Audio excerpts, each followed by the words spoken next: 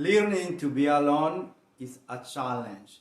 Loneliness is actually more an internal feeling, but it can appear anytime in our life. Even we are surrounded by people, we feel like we are abandoned. In fact, loneliness is feeling rejected of not being worthy of the love of the other. What generates fear is stronger when we are closer to an affective bond.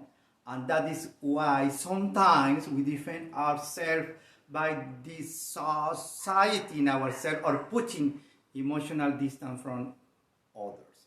Also, many times we cling to someone for fear of being alone.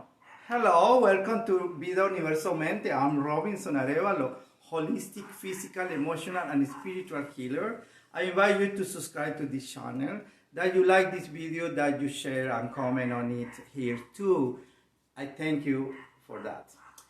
The bottom line is that we learn to be alone during our childhood.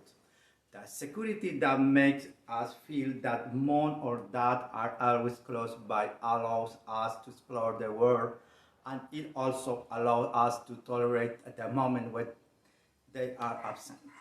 When we are children, we have the assurance that parents are available. When they are absent, we feel capable and safe to interact with other children, to explore and investigate the environment that surrounds us. Tolerating loneliness resides in the security that there is someone accompanying you. The truth of all this is that we are able to be alone, to connect and to feel well. We will be able to connect with others. Only from the acceptance of loneliness, which is the acceptance of who we are, our fear and our strength, can we relate in a real and complete way with others. How can we learn to be alone? The most important thing we can highlight is to allow ourselves to feel the emotions. Loneliness must be conceived to discover oneself, to be reborn and evaluate certain aspects of our life that can be strengthened. When we are afraid to connect with ourselves and with some emotion that scare us to feel like sadness, longing, emptiness, but when daring to feel it, we must stop along that way and clarify that it is not abandonment, that we can choose to live it, and in this wonderful experience finding virtues that we never thought we possessed. What we should do then very easy. We must allow ourselves to be creative. The first thing we must take into account is not to beg for more love.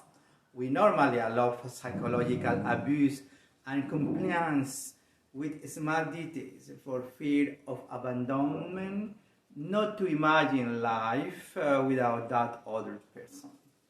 When we show ourselves that we are capable of sustaining loneliness and connecting with ourselves, we also connect with our resources, strength, limitation, and illusions, which will allow you to move forward in your life in a creative way.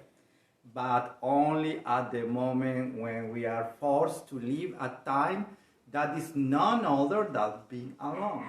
Do we understand that we were capricious and that what we did was silly? Because you really want to, you don't have to beg for time or hugs, calls, or attention. Another important thing we must do is connect with life. When we end our relationship, it pushes us to connect with other people, with friends that we had not seen for a long time, or with relatives to whom we gave 1,000 excuses for not reaching the meeting.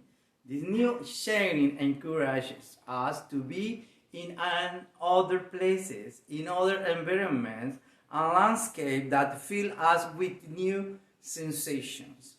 learn to relate the loneliness and to be more free. The fear of loneliness can lead us to establish dependent relationships, or on the contrary, not to bond closely to avoid feeling dependent. It can only also lead to us to disconnect from ourselves, to take too much distance from our emotion, our limitation, and our resources. In short, to live disconnected from who we are and also from others. On the contrary, embracing loneliness, assuming it as a part of ourselves and our life, will lead us to connect with our interior, to know ourselves, and will enhance our resources, our creativity, and our ability to relate to others in a free way. We tend to be very hard on ourselves, to beat ourselves up, as they say, and before things happen, we imagine a panorama that in most cases is not very encouraging. Feeling comfortable being alone is also a process that takes time, especially if we have left a relationship or long years behind. But to face in there is good news. We are not entirely alone.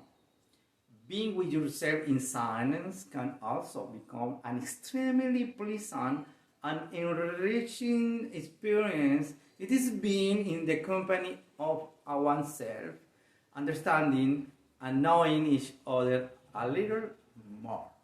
Online help us discover resources that we do not see when we are looking outside at the time. This is how the person can put into perspective their fear, their attachment, and the ideas of mental construction that generate so much damage. Instead of fighting against loneliness, it is more advisable to know how to find pleasure and the meaning of it, to learn, to enjoy oneself, and to balance the demand in relation to the company or the constant presence of another. Thank you for watching Vida Universamente. I'm Robinson Arevalo. Give to like this video and subscribe to this channel and share it with your friends. Till next time, comment here. Bye.